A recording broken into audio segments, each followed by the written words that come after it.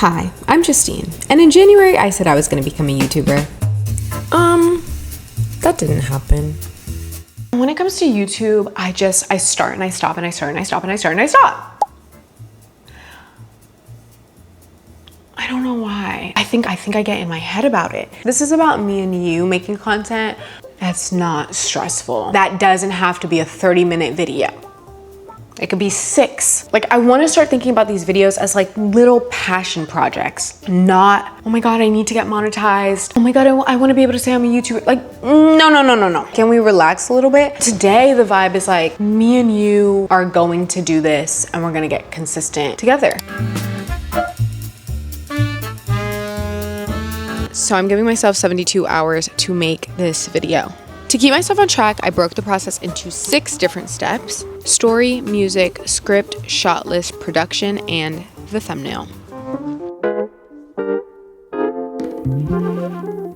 You need a central theme or an idea or a why, and it can be an event, it could be a topic, it could be a life lesson, it could be a feeling, it could be a vibe, but it needs to be something. Editor's cut. When I say that you need like a central theme or an idea or whatever, especially when you're starting off and we don't know you, it needs to be something where we do not have to know you to be interested in that thing. I want to give you an example. Recently, I found this creator. Her name's Tatiana. I found her through this video that was recommended for me. The title let me know exactly what the video idea was about, and then the thumbnail was interesting enough to where like I don't have to know her to be interested in like what this is that she's creating. When I compare it to some of her other thumbnails like this one, I feel like I would have to be more invested in who she is to be interested in watching that. Does that make sense? When you're starting off, really think about things that people don't have to know you to be interested in. I need to understand why I'm watching the video. So the story for this video is obviously how to make a YouTube video and actually finish it. I came up with this because I could not finish YouTube videos. I've made several that it's never seen the light of day. So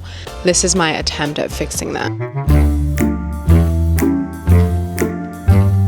When I make TikToks and Instagram, I normally choose my music at the end. It's the last thing that I do.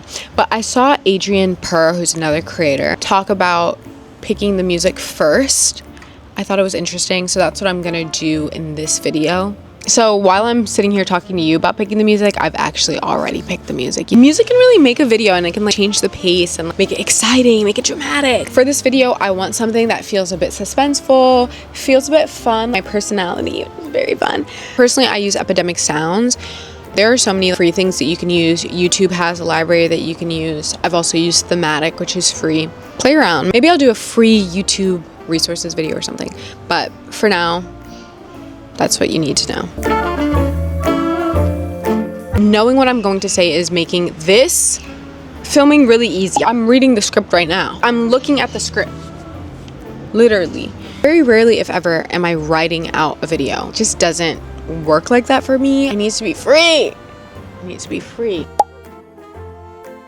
But the process for this video is that I am going to dump out every single thought and idea that I have, everything that I want to say.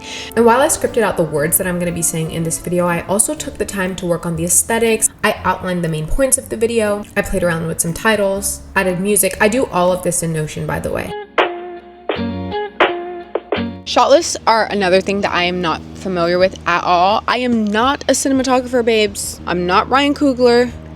Who's the other guy? I'm not Jordan Peele. I don't know how to do any of this at all. But one thing I am really good at is I'm gonna try. So anyway, shot lists. I use ChatGPT, I'm not gonna lie. But let me explain the process. So I wrote out my script, I wrote everything, and then for each line or wherever I had an idea of how I wanted it to look, I would put brackets and I'd put what I want. So for instance, if I did this right, the beginning of this video, I started saying, I'm Justine, and a year ago I said I was going to become a YouTuber, and in brackets I put, I see myself in a photo booth video frame, and there's text, and then the screen goes black, and then there's another clip of me in a pink hat where I'm sat in a coffee shop. That's what I'm writing in brackets. And then I took my whole script after I wrote it. I did not use ChatGPT for that at all. I took all of that, I put it into ChatGPT, and I said, just take out all of the shot list stuff, all of the things I need to film or all of the clips I need to gather. And it just gave me a long list. So I did the work, but I'm having it pull out and extract information. I'll probably put something on the screen, but I really enjoy how it did it. It gave me a visual checklist. It gave me, I don't know, it just organized it very nicely. And well, I mean, technically I kind of did it, but then it helped me, you know what I mean? It assisted. And this, I feel like, could be a game changer. We'll see how this video goes. If this video is up right now, it went well. I don't think that this is something that I will be doing for every single video, but I think when I have a strong point or idea or something that I want to get across that's a little less casual, I will probably be doing this, and it will probably get easier over time, but I'm okay with it being a process right now, and scripting being a process, and me not knowing how to do it. Like, I'm enjoying the journey, and that's honestly all I can ask for. Step 5 is what I call the graveyard, and it's where all my videos go to die. Editing. So my typical process is I start editing a video, I work for an hour, I realize I only made 10 seconds of a video, I get overwhelmed, close it, never return. That is not happening today. So this time I set myself a simple rule. The only thing I need for this video to be successful for me is I need to have a cool ass intro. I don't care about anything else. I know my intro was cute and it was fire and the music was right. And that's it. As long as I do that, I'm taking the pressure off of everything else, because I feel like that allows me to challenge myself, like make a cool intro, make it look good, make it feel Then at the same time, that's the only challenge. Once I complete that, baby, I'm good. And it's nice because the intro is obviously the start of the video, so I should, in theory, be able to finish this. And last but not least, conquering the final boss, the YouTube thumbnail.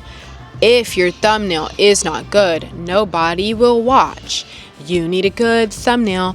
It does not matter how good your video is, you need a thumbnail that will make somebody click.